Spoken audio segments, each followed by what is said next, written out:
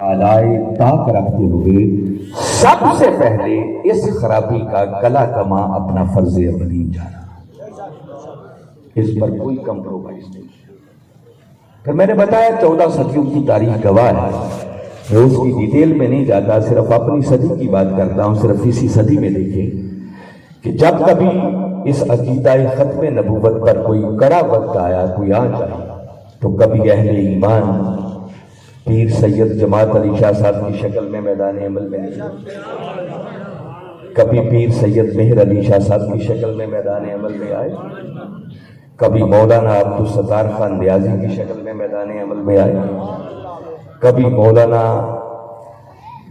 شاہ احمد نورانی صدیقی ان کی شکل میں میدان عمل میں آئے، کبھی تحریک ختم نبوت جلا کر اس فتنے کا گلا کما کیا، اور 80s کے دور کے اندر اور 1988 کے اندر جب ایک مرتبہ پھر بدبخت مرزا طاہر، جس میں طہارت نام کی دور دور تک بھی کوئی شے نہیں، سراپا غلاظت تھا، اس بدبخت نے جب مسلمانوں کو مناظرے کا چیلنج کیا اس سبجیکٹ پر، تو وہ مرد کلندر جن کو دنیا شیخ الاسلام پروفیسر ڈاکٹر محمد طاہر القادری کے نام سے یاد کرتے ہیں، آپ نے اس وقت کے میڈیا کو استعمال کرتے ہوئے ٹی وی کے ذریعے بھی، ریڈیو کے ذریعے بھی، اخبارات کے ذریعے بھی براہ راست اس کو خط لکھ کر اس کو متوجہ کیا، اس کو چیلنج کیا کہ بدبخت یہ مناظرہ تو چھوٹی بات ہے،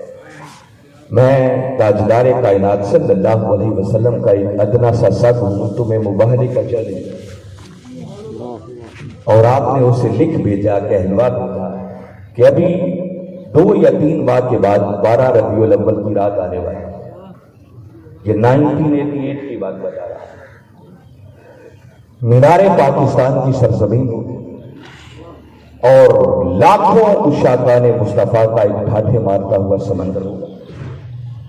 فرمایا آپ کو دعوت دیتا ہوں کہ آپ اس رات یہاں پر آئیں، اور آپ نے 3 باتیں اس کو فرمائیں۔ فرمایا پہلی بات تو یہ کہ اس موضوع پر بات ہوگی تو میں اللہ اور اس کے رسول صلی اللہ علیہ وسلم کی مدد پر بھروسہ کرتے ہوئے یہ بات کہہ رہا ہوں کہ بادشاہی مسجد کے میناروں سے فجر کی نماز کے لیے اللہ اکبر کی صدائیں بلند ہونے سے پہلے تو اپنی اس بد عقیدگی سے غائب ہو جائے گا۔ دوسری بات آپ نے فرمائی کہ اگر ایسا نہ ہو سکا تو سن لے، اس اذان کے کلمات بلند ہونے سے پہلے تیری موت واقع ہو جائے گی۔ اور تیسری بات آپ نے فرمائی کہ اگر یہ دونوں کام نہ ہو سکے تو پھر طاہر القادری کا سر ہوگا، اجازت ہوگی جس چوراہے پہ کھڑا کر کے چاہے سر تن سے جھکا۔ پھر 3 ماہ تک ایک اس کی تشہیر ہوئی، ایڈورٹائز ہوئی، دنیا تک یہ پیغام پہنچا۔ پھر 12 ربیع الاول کی رات آئی اور حضور غوث الاعظم شیخ عبد القادر جیلانی رضی اللہ تعالیٰ عنہ کے لاڈلے حضور سیدنا طاہر علاء الدین القادری الجیلانی رضی اللہ تعالیٰ عنہ کی زیر صدارت مینار پاکستان کی تاریخی گھروں کے اندر وہ ایک سٹیج سجا جس میں لاکھوں عشاقان مصطفیٰ کا ایک ٹھاٹھے مارتا ہوا سمندر تھا، اور ہزار کی تعداد میں مشائخ اور علماء اس میں موجود تھے۔ اور کچھ بعید نہیں ہے اس مجمع کے اندر بھی بہت سارے ایسے لوگ موجود ہوں جو اس کانفرنس میں بھی موجود ہوں گے، چونکہ کوئی بہت پرانی بات نہیں ہے، 1988 کی بات بتا رہا ہوں، کئی ہوں گے، عمر چھوٹی ہوگی مگر موجود ہوں گے، مگر اس کی ویڈیو ریکارڈنگ موجود ہے، آپ سن سکتے ہیں۔ ساری رات اس بدبخت کا انتظار کیا گیا مگر اس کو آنے کی ہمت اور جسارت نہ ہو سکی، اور عشاء کی نماز کے بعد سے لے کر پھر فجر کی نماز کے لیے ہونے والی اذانوں تک علماء اور مشائخ تاجدار کائنات صلی اللہ علیہ وسلم کی اس شان ختم نبوت پر علم کے موتی بکھیرتے رہے اور آقا کی عظمتیں اور شانیں بیان کرتے۔ تو میں نے بتایا کہ جب کبھی بھی اس عقیدے پر کوئی آنچ آئی، کوئی کڑا وقت آیا تو اہل ایمان نے کبھی بھی اس پر کوئی کمپرومائز نہیں کیا۔ اور انشاءاللہ قیامت تک نہ کبھی کمپرومائز ہوگا۔ ایسے بدبختوں کو سمجھ آ جانی چاہیے کہ کبھی ایسی ناپاک جسارت نہ کریں۔ کوئی بدبخت بھی ایسی ناپاک جسارت کرے گا تو اس کا اس اللہ کی زمین پر رہنا مشکل ہو جائے گا۔ تاہم ان چند بنیادی باتوں کے بعد جو اصل موضوع ہے جس پر میں چند کلمات آپ کی خدمت میں عرض کرنا چاہ رہا ہوں، یاد رکھیں یہ عقیدہ ختم نبوت کوئی ایسا عقیدہ نہیں ہے کہ جو صرف قرآن کی 2 4 یا 5 7 آیتوں سے ثابت ہوتا ہے۔ آپ کو سن کر ایک بڑی خوشگوار حیرت ہوگی، میں ایک بڑی بات کہنے والا ہوں۔ کئی لوگ سمجھتے ہوں گے بالعموم یہ ایک آیت کریمہ پڑھی جاتی ہے ختم نبوت کے اعتبار سے کہ شاید یہ عقیدہ قرآن کی اسی آیت سے ثابت ہوتا ہے، یا کوئی اور 2 4 5 7 آیتیں ہوں گی جہاں سے عقیدہ ختم نبوت ثابت ہوتا ہو۔ مگر وقت کے مجدد حضور شیخ الاسلام پروفیسر ڈاکٹر محمد طاہر القادری مدث اللہ العالی نے ایک کتاب ترتیب دی جس کتاب کا نام ہی عقیدہ ختم نبوت ہے۔ میں آپ کو دعوت دوں گا کیونکہ آج عنوان یہ ہے، جس ساتھی کے بھی اپروچ ہو ناروال میں رابطہ کر لیں، ہمارے مرکز منہاج القرآن سے رابطہ کر لیں، جہاں جہاں سیل سینٹر ہیں مل جائیں گی۔ حضور سیدی شیخ الاسلام نے کوئی 2 4 5 7 15 20 نہیں بلکہ قرآن پاک کی 129 آیات سے آقا کی شان ختم نبوت پر استدلال کیا۔ آپ اس عقیدے کی، اس سبجیکٹ کی، اس مضمون کی اہمیت کا اندازہ کریں کہ قرآن پاک کی کتنی آیات بتا رہا ہے؟ 129 آیات سے آپ نے باقاعدہ استدلال کیا اور بتایا کہ قرآن میں کس طرح باری تعالیٰ نے اپنے محبوب کی شان ختم نبوت کے جگہ جگہ پر ڈھنڈے لگائے۔ اور پھر جب احادیث کے لٹریچر کو دیکھا جائے تو صرف میں اس ایک کتاب کی بات کر رہا ہوں، اس کے اندر کم و بیش 225 کے لگ بھگ احادیث آپ نے درج کی ہیں امہات الکتب کے ریفرنسز اور حوالہ جات کے ساتھ، جن میں کملی والے آقا صلی اللہ علیہ وسلم نے خود اپنی اس شان ختم نبوت کا اعلان فرمایا ہے۔ 125 کے لگ بھگ قرآن کی آیات اور 225 کے لگ بھگ آقا کے اپنے فراغین۔ اور یاد رکھیں یہ کوئی اینڈ نہیں ہے، معلوم نہیں ہے ابھی قیامت تک کیسے کیسے میرے کملی والے آقا صلی اللہ علیہ وسلم کے غلام آتے رہیں گے اور وہ قرآن اور حدیث کی اس سمندر میں غوطہ زنی کر کے آقا کی شان ختم نبوت پر کیسے کیسے ہیرے جواہر اور لال امت کو پیش کر دیں گے۔ آپ صرف اس بات سے اندازہ کریں کہ اس عقیدے کی اہمیت کتنی ہے کہ خود کملی والے آقا صلی اللہ علیہ وسلم نے 225 کے لگ بھگ احادیث مبارکہ کے اندر خود اپنی اس شان ختم نبوت کا اعلان فرمایا۔ عنوان گفتگو کے طور پر جو معروف آیت کریمہ میں نے تلاوت کی، چونکہ میں سب مقررین جو مجھ سے پہلے گزرے ہیں خطاب نہیں سن سکا، مجھے معلوم نہیں ہے اس آیت پر کتنی بات ہوئی ہے، میں زیادہ وضاحت میں نہیں جاؤں گا، کچھ اور آج اس کتاب میں سے چند چیزیں اور پھر اس سے ہٹ کر کچھ گزارشات آپ کی خدمت میں عرض کروں گا۔ یہ آیت کریمہ جو سورہ احزاب قرآن پاک کا 33واں سورہ ہے اور اس کی آیت نمبر 40 ہے، باری تعالیٰ نے ارشاد فرمایا ما کان محمد ابا احد من الرجال ولکن رسول اللہ وخاتم النبیین وکان اللہ بکل شیء علیما۔ فرمایا سن کہ محمد صلی اللہ علیہ وسلم تمہارے مردوں میں سے کسی جوان مرد کے باپ نہیں ہے، تو وہ کیا ہے؟ فرمایا ولیکن رسول اللہ، بلکہ وہ تو اللہ کے رسول ہے، وخاتم النبیین، اور یہ وہ رسول ہیں کہ اللہ نے جن کے سر پر ختم نبوت کا تاج سجایا ہے، وکان اللہ بکل شیء علیما، اللہ ہر چیز کا بہتر علم رکھنے والا ہے، وہ جانتا ہے کہ اس نے ختم نبوت کا تاج کس ہستی کے سر پر سجایا ہے۔ یہ میں نے آیت کریمہ کا ترجمہ کیا۔ یہ آیت کریمہ بڑا وقت ڈیمانڈ کرتی ہے اگر اس آیت کریمہ کے مضامین کو آپ تک پہنچانا ہو، مگر میں نے بتایا کہ آج بہت ساری اور باتیں بھی مجھے آپ سے کرنی ہے۔ یاد رکھیں کہ یہ آیت از اول تا آخر آقا کی شان ختم نبوت کے ڈنکے بجا رہی ہے۔ آقا کی شان ختم نبوت صرف خاتم النبیین کے لفظ کے اندر ہی نہیں ہے، میں نے بتایا پوری آیت کے اندر آقا کی شان ختم نبوت بیان ہے۔ باری تعالیٰ نے یہ جو پہلے نمبر پر بات ارشاد فرمائی، ما کان محمد ابا احد من رجالکم، فرمایا محمد صلی اللہ علیہ وسلم تمہارے مردوں میں سے کسی جوان مرد کے باپ نہیں۔ اللہ رب العزت کا یہ فرمانا یہ خود آقا کی شان ختم نبوت پر دلالت کرتا ہے۔ یہ حصہ ایسے ہی باری تعالیٰ نے نہیں رکھا۔ آپ پوچھیں گے کہ اس میں ختم نبوت کی بات کون سی ہے؟ دیکھیے اللہ رب العزت نے ہمارے آقا صلی اللہ علیہ وسلم کو بیٹے تو عطا کیے، مگر آپ کا کوئی بیٹا بھی جوانی کی عمر تک نہیں پہنچا، وہ سب بچپن میں وصال فرما گئے۔ اگر تاجدار کائنات صلی اللہ علیہ وسلم کے صاحبزادے اور آپ کے بیٹے بھی جوانی کی عمر تک پہنچتے تو ضروری تھا کہ ان کو بھی منصب نبوت پر فائز کیا جاتا۔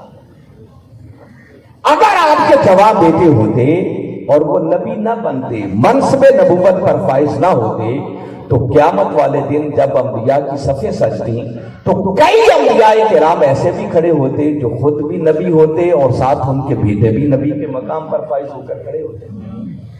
حضرت ابراہیم علیہ السلام اگر اللہ کے نبی ہیں تو ان کے صاحبزادے حضرت اسماعیل، حضرت اسحاق، اللہ نے ان کو بھی مقام نبوت سے نوازا۔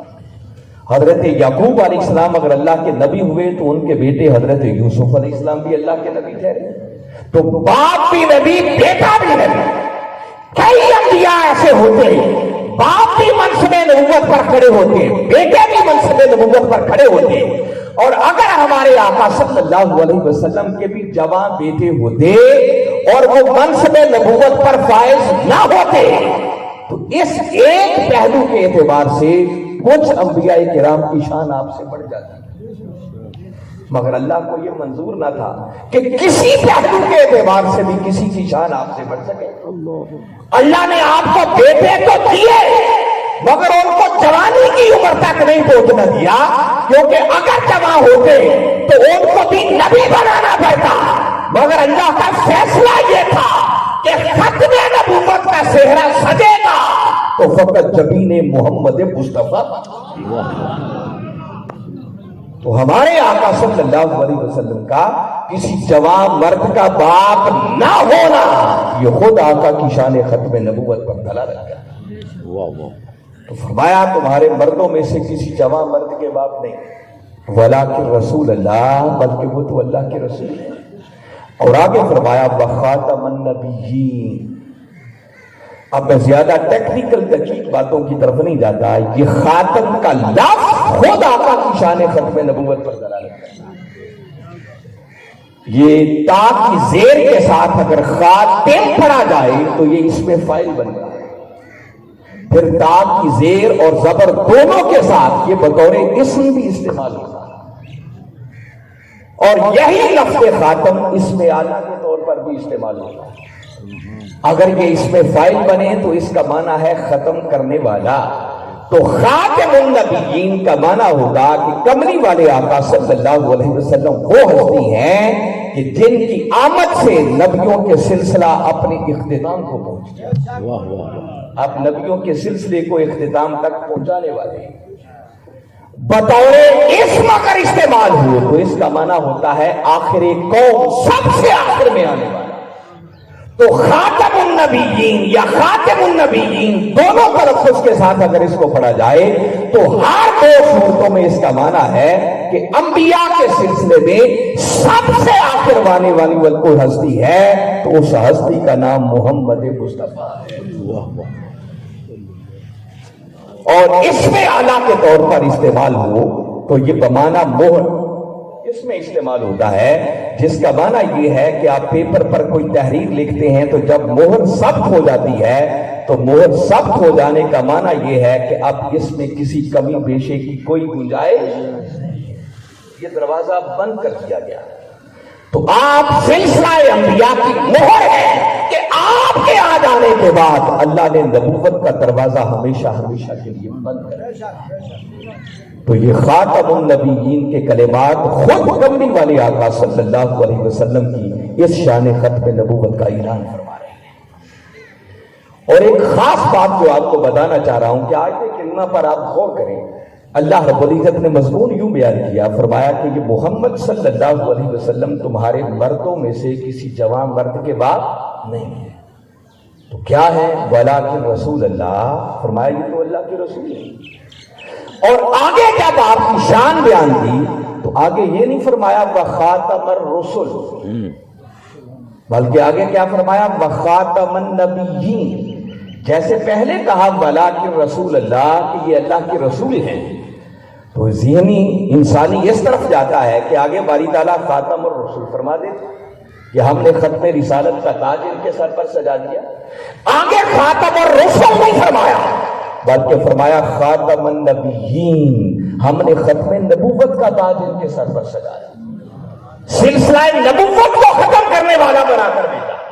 ان کی آمد کے ساتھ ہم نے نبیوں کی آمد کا دروازہ ہمیشہ ہمیشہ کے لیے بند کر دیا۔ تو ذہن میں سوال پیدا ہوتا ہے کہ مولا تو نے خاتم الرسل کیوں نہیں فرمایا؟ ایمان افروز بات سمجھانا چاہ رہا ہوں کہ دیکھیے یہ نبوت اور رسالت یہ دو ٹائٹل ہیں۔ رسالت اونچا منصب ہے، نبوت اس سے چھوٹا منصب ہے۔ اگر میں بالکل سادہ کر کے سمجھانا چاہوں تو یوں سمجھیں، ہر رسول نبی ضرور ہوتا ہے مگر ہر نبی رسول نہیں ہوتا۔ اس بات کو اپنے ذہنوں میں بٹھائیں جو اگلی بات میں آپ تک پہنچانا چاہتا ہوں۔ یہ جو باری تعالیٰ نے خاتم النبیین فرمایا تو اللہ کا کوئی کام بھی حکمت سے خالی نہیں ہوتا۔ تو میں بتا رہا ہوں کہ نبوت چھوٹا منصب ہے، رسالت بڑا منصب ہے۔ ہر نبی رسول نہیں ہوتا مگر ہر رسول وہ نبی ضرور ہوتا ہے۔ بھائی وہ نبوت کے مرحلے سے گزرے گا تو اس سے اگلی منزل پر جائے گا نا۔ بڑے منصب پر پہنچنے کے لیے پہلے چھوٹی منزل طے کرنا پڑے گا۔ اس لیے میں کہہ رہا ہوں کہ ہر رسول نبی ضرور ہوتا ہے مگر ہر نبی رسول نہیں ہوتا۔ اگر خاتم الرسل فرما دیا جاتا تو اس کا معنی یہ ہوتا کہ اس نبی کی آمد کے ساتھ اللہ رب العزت نے آئندہ کے لیے رسالت کا دروازہ بند کر دیا۔ اب کوئی اس بڑے منصب رسالت کا حامل کوئی شخص نہیں آ سکتا، مگر کوئی من چلا یہ معنی نکال سکتا تھا کہ ہاں خاتم الرسل فرمایا ہے تو اب رسولوں کی آمد کا دروازہ تو بند ہو گیا، شاید کوئی اس سے کم درجے کا نبی آ سکے، اس کے آنے کی گنجائش نکل جائے۔ باری تعالیٰ نے خاتم الرسل نہیں خاتم النبیین فرمایا لوگوں میں نے اپنے محبوب کی آمد کے ساتھ نبیوں کی آمد کا دروازہ بند کر دیا، جس کا معنی یہ ہے کہ جب نبی کوئی نہیں آ سکتا تو اب کسی رسول کے آنے کا تو سوال ہی پیدا نہیں۔ سبحان اللہ، جب چھوٹا نہیں آ سکتا تو اس سے بڑا کیسے آ سکتا؟ رسول تو تبھی بنے گا نا جب پہلے نبی ہوگا۔ تو باری تعالیٰ نے خاتم النبیین کے کلمات فرما کر ختم نبوت کا تاج بھی کملی والے آقا کے سر پر سجایا اور ختم رسالت کا تاج بھی جبین محمد مصطفیٰ پر سجایا۔ اس خاتم النبیین کے اندر خاتم الرسل آٹومیٹکلی شامل ہے، اس کے اندر خود بخود آ جاتا ہے۔ اور اس میں ایک بڑا محبت بڑا نقطہ آپ کو بتانا چاہ رہا ہوں جو حضور سیدی شیخ الاسلام نے بیان فرمایا اور آپ کی کتاب کے اندر درج ہے۔ میں آپ سب کی توجہ چاہوں گا، بڑی ایمان افروز بات ہے۔ یاد رکھیں نبی وہ ہوتا ہے جسے خدا سے ہم کلامی کا شرف دیتا ہے۔ انسانوں میں سے اللہ جس انسان کو منتخب کر لے اپنے کلام کے لیے وہ انسانوں میں سے نکل کر نبوت کے مقام پر فائز ہوتا ہے۔ اور آپ کے سر پر جب ختم نبوت کا تاج سج گیا تو اس کا معنی یہ ہے کہ اب آپ کے بعد کوئی اور نبی نہیں آ سکتا۔ بڑی ایمان افروز محبت والی بات بتانا چاہ رہا ہوں۔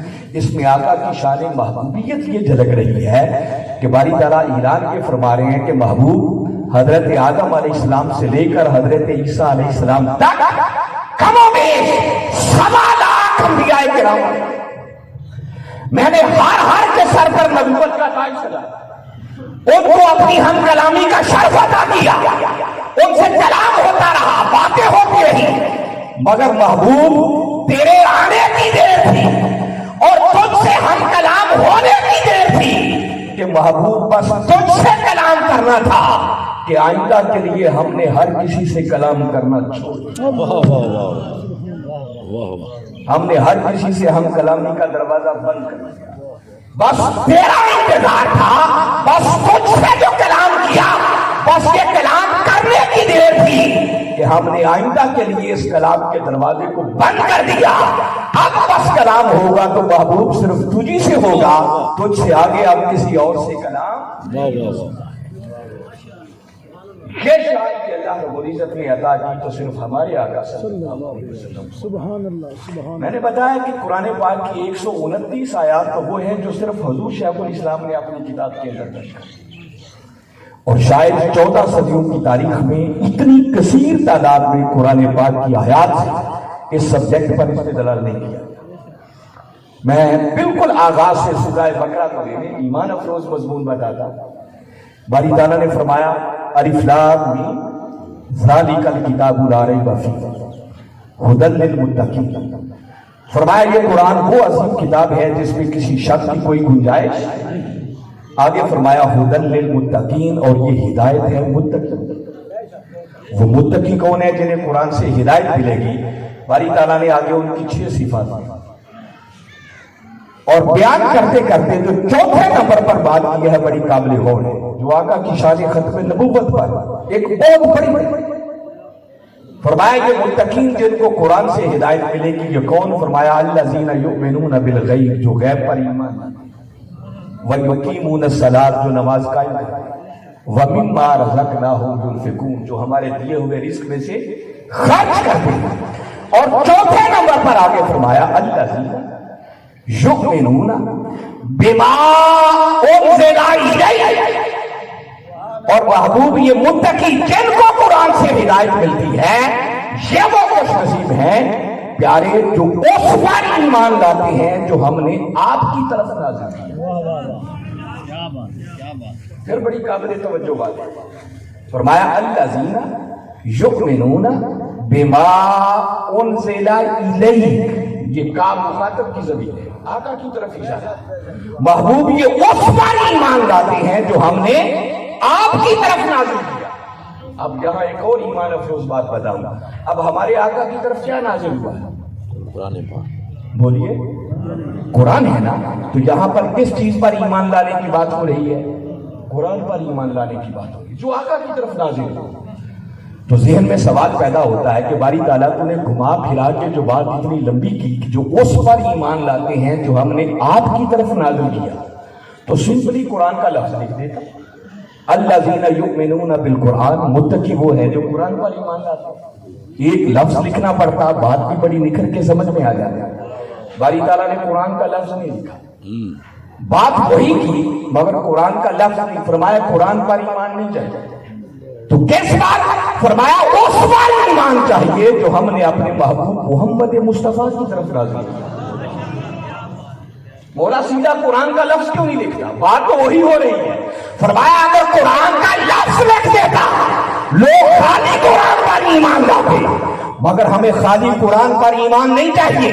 فرمایا قرآن کا ماننا کب بنتا ہے؟ جب قرآن کا ماننا پہلے مصطفیٰ کے ماننے کے اندر سے ہو کر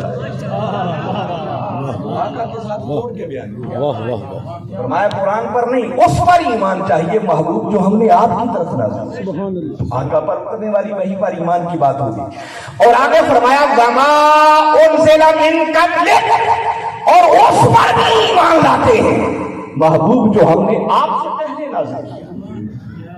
تو دو ہی وحیوں پر ایمان لانے کی بات ہے، جو آقا کی طرف اتری یا جو آقا سے پہلے اتری۔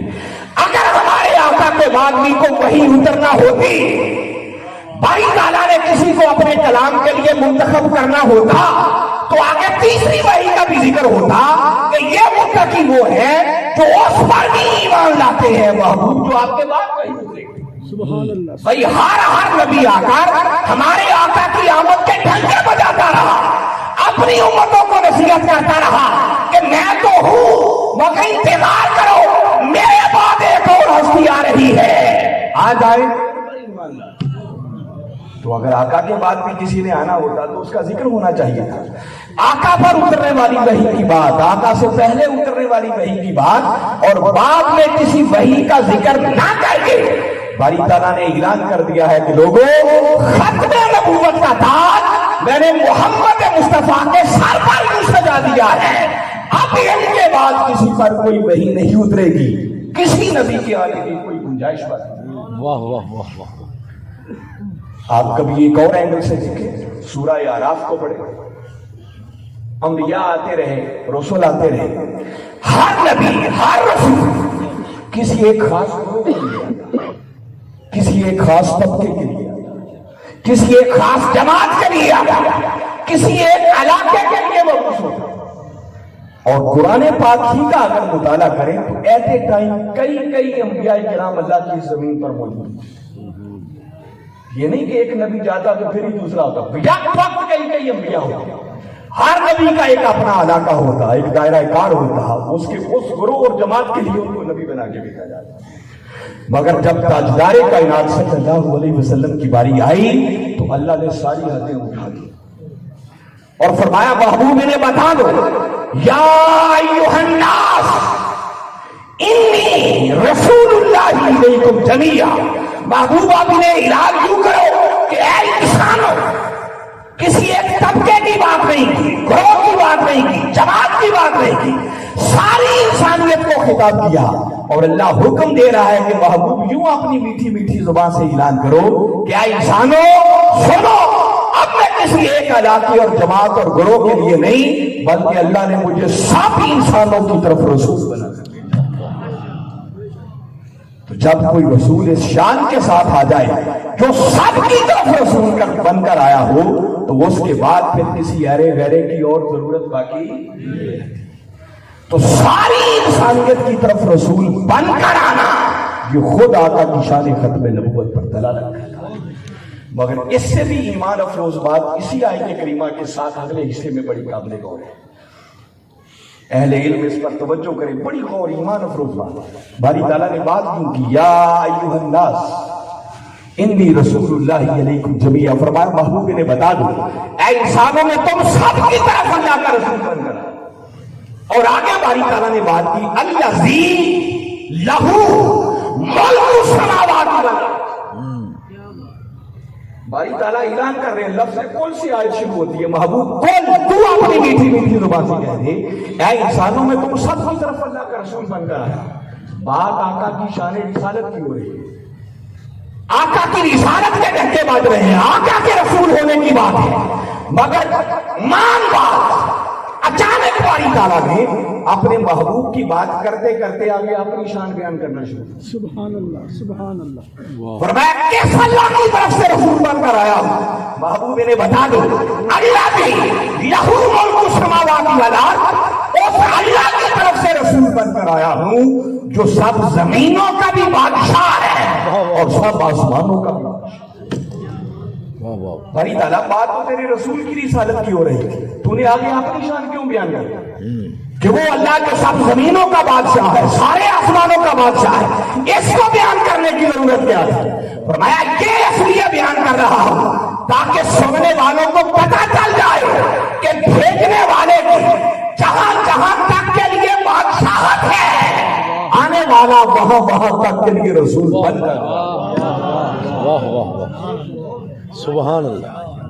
اور بھیجنے والے کی جب تک بادشاہت قائم ہے تب تک کے لیے آنے والے کی نبوت و رسالت بھی قائم ہے۔ واہ واہ واہ۔ باری تعالیٰ نے اپنی شان بیان کر کے بتا دیا کہ لوگوں، کائنات کے جس جس ذرے کا میں رب ہوں اسی ذرے کے لیے میں نے محمد مصطفیٰ کو نبی اور رسول۔ تو جب کوئی ہستی ایک شان کے ساتھ مبعوث ہو جائے تو اس کے بعد پھر کسی نتھو پتھو کے آنے کی کوئی گنجائش باقی نہیں، اس لیے دروازہ بند کر دیا اور آقا کے سر پر ختم نبوت کا تاج سجایا۔ یہ وجہ ہے کہ باری تعالیٰ نے جیسے اپنا ذکر کیا الحمدللہ رب العالمین، سب تعریفیں اس اللہ کے لیے ہیں جو سارے جہانوں کا مالک ہے۔ تو اس نے رب العالمین کہہ کے اپنا سیم اسی طرح جب اپنے محبوب کی بات کی تو فرمایا وما ارسلناک الا رحمۃ للعالمین، محبوب کائنات کے جس ذرے کا میں رب ہوں، کائنات کے اسی ذرے کے لیے میں نے تجھے سراپا رحمت،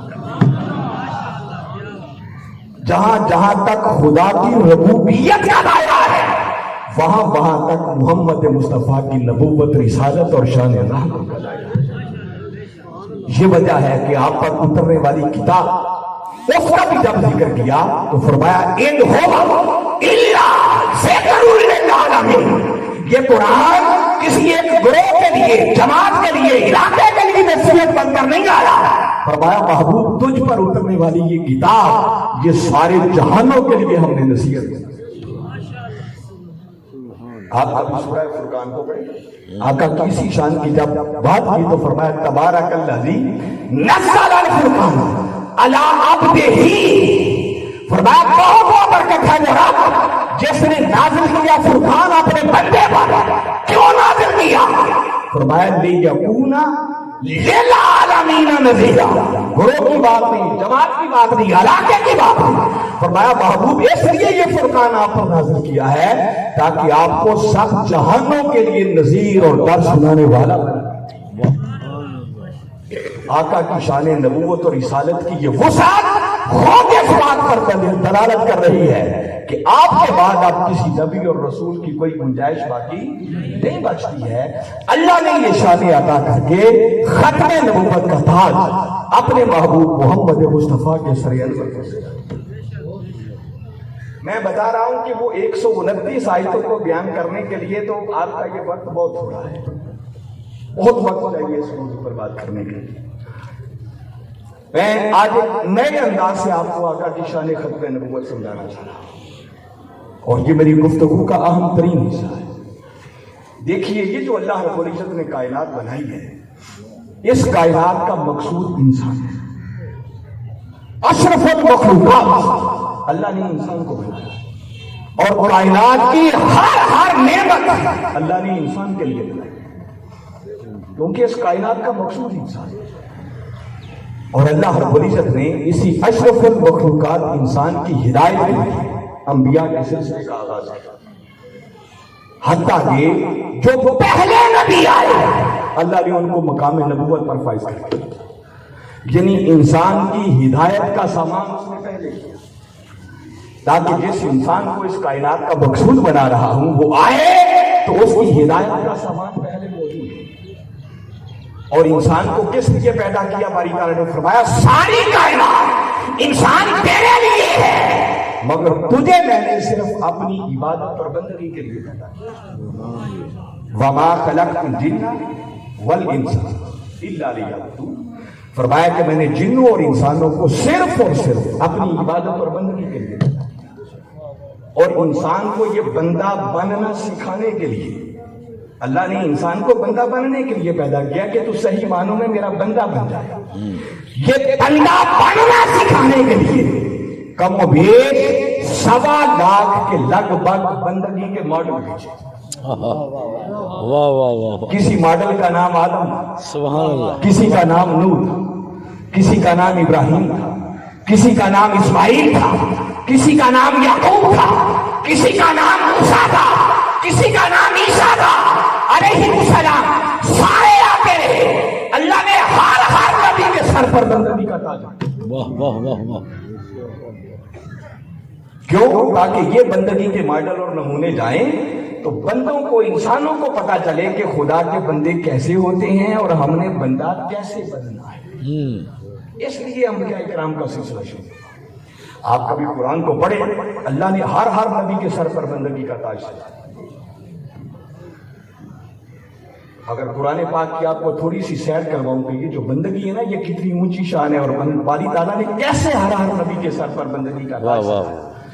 آپ کبھی سورہ صافات کو پڑھیں، فرمایا سلام अला नूह फिल आलमीन, फरमाया ऐ नूह आलमीन में तुझ पर मेरा सलाम, इन्ना कज़ालिका नज्ज़िल मुहसिनीन, फरमाया हम एहसान करने वालों को यूं ही जजा दिया। और आगे फरमाया इन्नहू मिन इबादिना मुमिनीन, लोगों याद रखो ये नूह हमारे मोमिन बंदों में से एक बंदा था।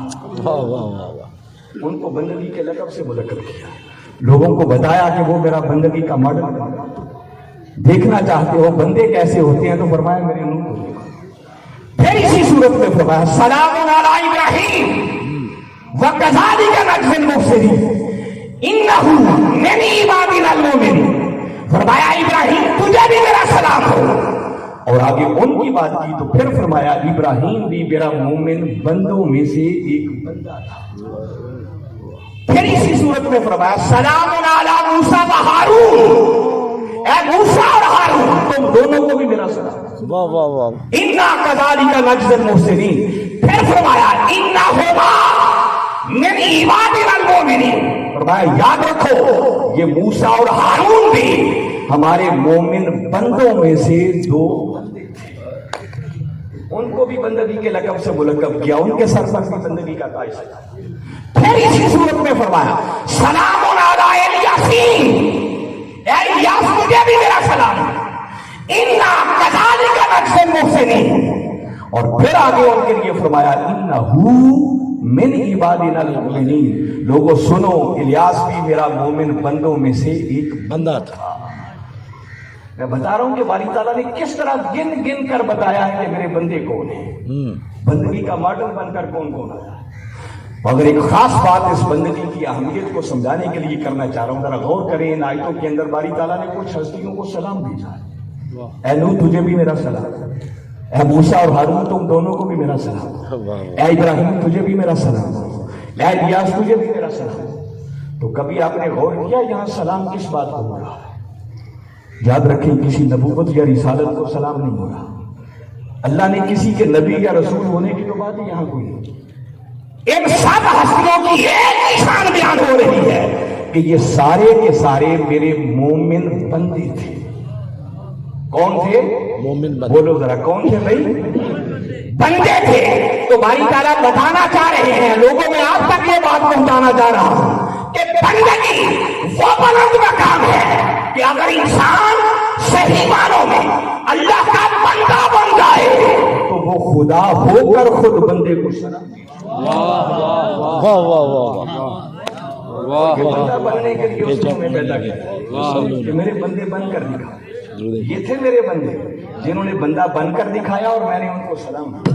वाह वाह वाह। इससे अगली सूरत सूरह स्वाद को आगे फरमाया वाज़कुर इबादना इब्राहीम व इसहाक़ व याक़ूब, लोगों याद करो मेरे बंदे इब्राहीम, मेरे बंदे इसहाक़, मेरे बंदे याकूब।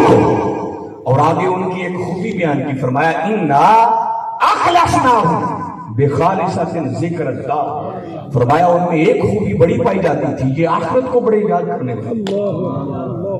इसी सूरत में फिर फरमाया वाज़कुर अब्दना अय्यूब, लोगों याद करो मेरे बंदे अय्यूब को, उनके सर पर भी बंदगी का ताज रखा।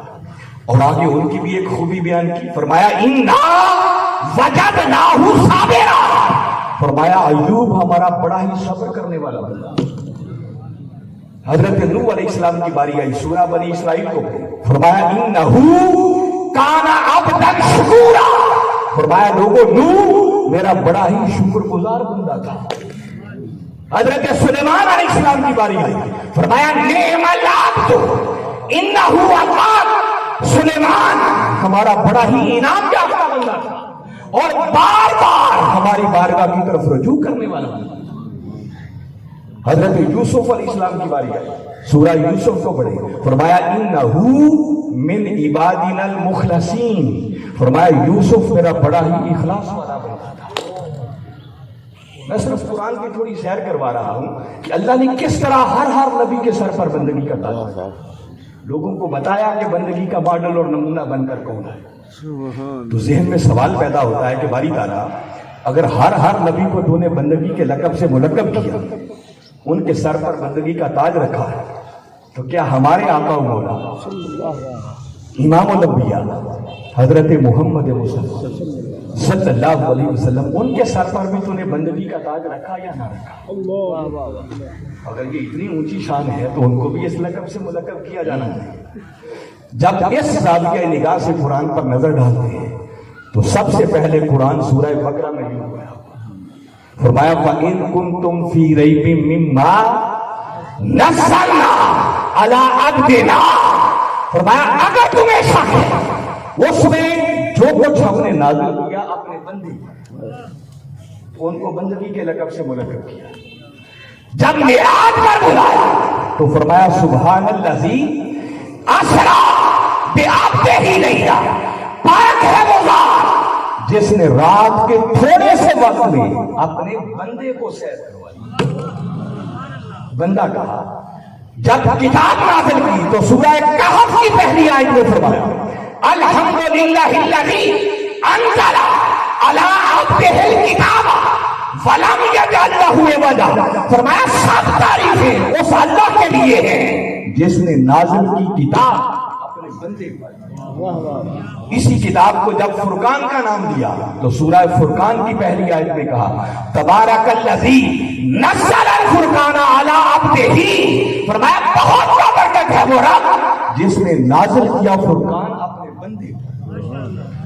اور سب سے بڑھ کر یہ کہ جب شب معراج ثم دنا فدلہ فکان قاب قوسین او ادنی کی بلندیوں پر بلایا اور اس خلوت کے سما میں بٹھا کر جب محبوب سے ہم کلام ہوئے بات کی تو فرمایا فَأَوْحَا إِلَىٰ عَبْدِهِ مَا أَوْحَا، لوگوں پاس پھر جو اس کے جی میں آیا اس نے اپنے بندے کی طرف رکھی۔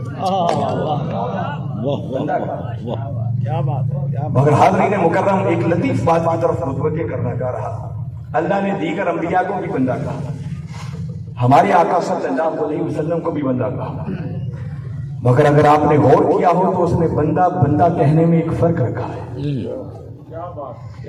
جب اس نے دیگر انبیاء کو بندہ کہا نا تو صرف بندہ نہیں کہا، ساتھ ان کی کوئی نہ کوئی خوبی بیان کی۔ کسی کے لیے فرمایا یہ میرا مومن بندہ تھا، کسی کے لیے فرمایا یہ بڑا صادق بندہ تھا، کسی کے لیے فرمایا یہ آخرت کو بڑا یاد کرنے والا بندہ تھا، کسی کے لیے فرمایا یہ بڑا شکر گزار بندہ تھا، کسی کے لیے فرمایا یہ بڑا اخلاص والا بندہ تھا۔ تو خالی بندہ نہیں، ساتھ کوئی نہ کوئی خوبی بھی بیان کی۔ مگر جب ہمارے آقا صلی اللہ علیہ وسلم کی باری آئی تو میں نے جتنی آیتیں پڑھی آپ غور کریں، ہر جگہ پر باری تعالیٰ نے صرف بندہ کہا، ساتھ کوئی خوبی بیان نہیں۔ سبحان اللہ سبحان اللہ۔ گھر جا کے ہمارا پڑھیے گا نا، ہمیں ریپیٹ نہیں کرتا، صرف بندہ کہا۔ تو بھئی کسی کی شان بیان کی جائے، خوبی کا تذکرہ کیا جائے تو شان بڑھتی ہی ہے، کم تو نہیں ہوتی نا۔ تو مولا تو دیگر انبیاء کو بندہ کہے، ساتھ ان کی شانیں بھی بیان کرے، تو کیا معاذ اللہ ہمارے آقا میں کوئی ایسی خوبی نہ تھی جس کا ساتھ ذکر کیا جاتا؟ فرمایا لوگوں بات یہ نہیں، بات یہ ہے کہ میرا ایک ضابطہ ہے، اصول ہے، اور وہ اصول یہ ہے کہ دل کر رسول فضلنا بعضهم علی بعض، فرمایا یہ سب میرے رسول ہیں مگر میں نے ان میں سے بعضوں کو بعضوں پر فضیلت دے رکھی ہے۔ میں نے کسی کو کسی رنگ میں نمایاں کر رکھا ہے، کسی کو کسی رنگ میں نمایاں کر رکھا ہے۔ تو فرمایا اس ضابطے کے مطابق جس میں ایمان زیادہ تھا میں نے اسے مومن کہہ دیا، جو زیادہ صبر کرنے والا تھا اس کو اپنے صادق کہہ دیا، جو زیادہ شکر کرنے والا تھا اس کو اپنے شکور کہہ دیا، جو زیادہ اخلاص والا تھا اس کو اپنے مخلص کہہ دیا۔ گویا جس میں جو خوبی زیادہ تھی اسے اس کے ساتھ مختص کر دیا۔ مگر فرمایا لوگوں اب رسولوں میں ایک رسول ایسا بھی آیا کہ جس کا ایمان بھی کمال پر تھا، کیا بات ہے، جس کا صبر بھی کمال پر تھا، جس کا شکر بھی کمال پر تھا، جس کا اخلاص بھی کمال پر تھا، ارے جس میں دنیا جہان کی ہر خوبی تھی اور ہر خوبی ایک سے بڑھ کر ایک تھی۔ تو قرآن کس کس خوبی کو بیان کرتا؟ واہ واہ واہ، کوئی ایک ہوتی تو بیان کرتا، تو مطلق بندہ کہہ کر سمجھا دیا کہ لوگوں وہ ساری خوبیاں جو دوسروں میں تمہیں فردن فردن نظر آتی ہے وہ سب میں نے محمد مصطفیٰ میں جمع کر دی۔ سبحان اللہ اللہ یا رسول نعرہ حیدری، نعرہ تحقیق، تاجدار ختم نبوت، تاجدار ختم نبوت، تاجدار ختم نبوت۔ تو فرمایا صرف جمع ہی نہیں بلکہ حقیقت یہ ہے کہ جس کو جو کچھ ملا وہ تو ملا ہی مصطفیٰ کے قدموں پر۔ کیا بات فرمایا ہر کوئی بندگی کا ماڈل بن کے آتا رہا، مگر آؤ اگر کوئی آپ سے کامل دیکھنا چاہتے ہو تو میرے محبوب محمد مصطفیٰ کا نظر۔ اللہ نے 1.25 لاکھ کے لگ بھگ انبیاء کرام کو بندگی کے ماڈل بنا کر بھیجا تاکہ ہم انسانوں کو سمجھ آ جائے کہ اللہ کا بندہ کیسے بنا جاتا تھا۔ ایک سے بڑھ کر ایک ماڈل آتا رہا، مگر کملی والے آقا صلی اللہ علیہ وسلم کو اللہ رب العزت نے بندگی کا ایسا بہتر، ایسا نمونہ، ایسا ماڈل بنا کر بھیجا کہ اب اس سے بڑھ کر اس کے خزانہ قدرت میں بندگی کا کوئی ماڈل۔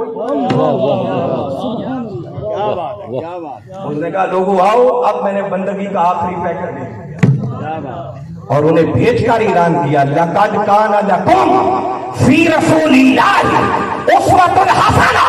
لوگوں میں نے اپنی بندگی کا اپنے محبوب کی شکل میں آخری ماڈل بھیج دیا ہے، آؤ اب میرے مصطفیٰ کو تختے چلے جاؤ اور ان کی سیرت کے رنگ میں خود کو رنگ کر تم بھی میرے بندے بنتے چلے۔ تو بھئی جس مقصد کے لیے انبیاء کے سلسلے کو شروع کیا تھا جب وہ مقصد کمال کو پہنچ گیا، آخری بھی بندگی کا ماڈل اور پیکر آ گیا، تو پھر دروازہ بند نہیں کرنا تھا تو کیا کرنا تھا؟ واہ واہ واہ کیا بات ہے بہت خوب یہ وجہ تھی کہ اللہ نے اپنے محبوب کو بھیج کر پھر نبوت کا دروازہ ہمیشہ کے لیے بند کر دیا۔ اب اس کے بعد اس سے بڑا کوئی ماڈل اور نمونہ نہیں ہے۔ جس کو میرا بندہ بننا ہے بس مصطفیٰ کے در کا سنگ بنتا چلا جائے، بندگی کی منزلیں طے کر۔ واہ واہ سبحان اللہ سبحان اللہ یہ وجہ تھی کہ ختم نبوت کا تاج اللہ نے ہمارے آقا و مولا حضرت محمد مصطفیٰ کے سر پر سجا اور ان کو خاتم النبیین بنا کر۔ اب یہ میں صرف قرآن کا بھی تھوڑی سی آپ کو سیر کروا رہا ہوں، وقت یقیناً خاصا ہو رہا ہے، مجھے اندازہ نہیں ہے اب کتنی کی مزید گنجائش ہے۔ اب اگر احادیث کے مضامین کو شروع کریں گے تو بات مزید لمبی ہو جائے گی، مگر میں برکت کے لیے چاہتا ہوں کہ آقا کے ارشادات گرامی کی روشنی میں بھی آپ کو سمجھاؤں کہ میرے آقا نے خود اپنی اس شان کا اعلان کیا۔ میں نے بتایا 225 کے لگ بھگ تو صرف وہ احادیث مبارکہ ہیں جو صرف عقیدہ ختم نبوت والی کتاب میں حضور شیخ الاسلام نے درج کی۔ ابھی اس کے علاوہ کتنا سمندر پڑا ہوگا، کتنا ذخیرہ ہوگا، وہ تو قیامت تک لوگ پیش کرتے رہیں گے۔ ان میں سے آپ کو ایک جھلک کروانا چاہ رہا ہوں۔ سب سے پہلے آقا کا وہی فرمان سنانا چاہ رہا ہوں جو آقا کی شان بندگی کے ساتھ دی۔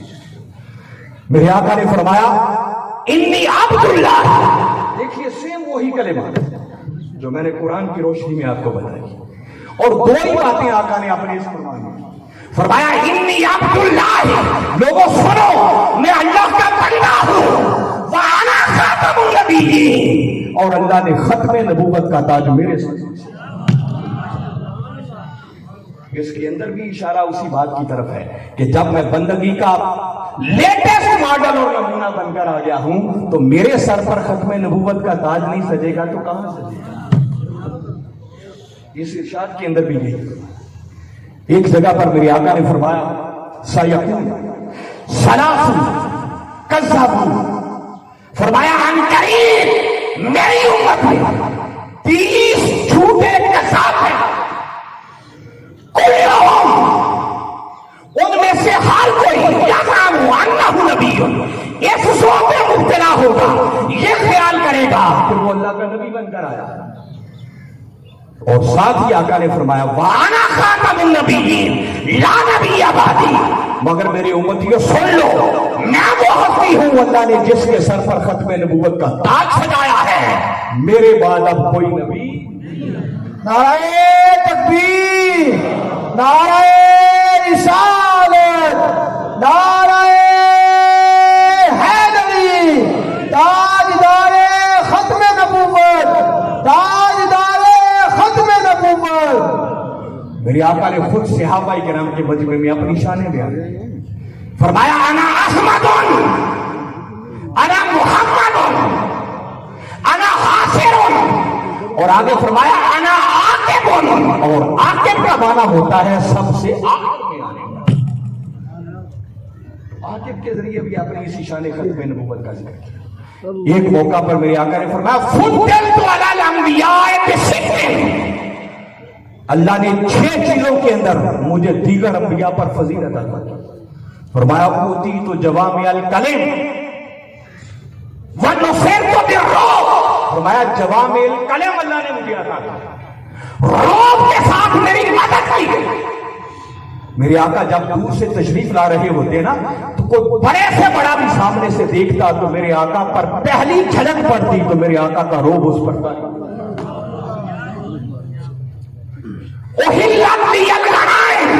فرمایا اللہ نے مال غنیمت کو میرے لیے حلال کر دیا،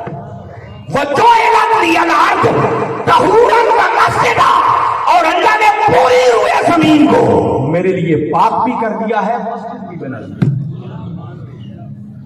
اور آگے فرمایا وَأُرْسِلْتُ إِلَى الْخَلْقِ كَافَّةً، اور اللہ نے ساری مخلوق کی طرف، سارے انسانوں کی بات بھی نہیں ہو رہی، إِلَى الْخَلْقِ كَافَّةً، اپنی تمام تر مخلوقات کی طرف اللہ نے مجھے رسول بنا کر بھیجا۔ وَخُتِمَ بِيَ النَّبِيُّونَ، اور اللہ نے ختم نبوت کا تاج میرے سر سے۔ میں بتا رہا ہوں 225 کے لگ بھگ احادیث کا ذخیرہ ہے جس کے اندر میرے آقا نے خود اپنی شان نبوت کے ڈنکے، شان ختم نبوت کے ڈنکے بجائے۔ کوئی اس عقیدے کا انکار کیسے کر سکتا ہے؟ میں بتا رہا ہوں یہ اتنا اہم عقیدہ ہے کہ اگر اس عقیدے میں دراڑ پیدا ہو جائے تو ایمان کا بچتا ہی کچھ نہیں۔ ایمان کا مرکز و محور ہے یہ عقیدہ ختم نبوت۔ اور ہمیں اس صدی کے اندر جس فتنے کا چیلنج ہے، اور چیلنج کیا ہے، وہ اپنی موت آپ مر گئے اور رہتے مر جائیں، وہ فتنہ قادیانی۔ بدبخت مرزا غلام احمد نے اسی کتاب جو عقیدہ ختم نبوت بتا رہا ہوں پڑھے، حضور شیخ الاسلام نے پھر اس کتاب کے تیسرے حصے کے اندر اس کا پورا پوسٹ مارٹم کیا ہے، بتایا ہے کہ اس بدبخت نے کس طرح پینتڑے بدل بدل کر 13 مختلف دعوے کر کے معاذ اللہ اس بدبخت نے نبی بننے کی کوشش کی۔ اس کی کتابوں کے حوالے پورے اقتباسات صفوں کے نمبروں کے ساتھ باقاعدہ اس کتاب میں درج ہے۔ اب اس تفصیل میں بھی جانے کا وقت نہیں ہے۔ اس بدبخت نے پہلے نمبر پر مجدد ہونے کا دعویٰ، پھر اس بدبخت نے محدث ہونے کا دعویٰ جس پر الہام ہو، پھر اس نے مہدی ہونے کا دعویٰ کیا، پھر اس بدبخت نے مسیح ہونے کا دعویٰ کیا۔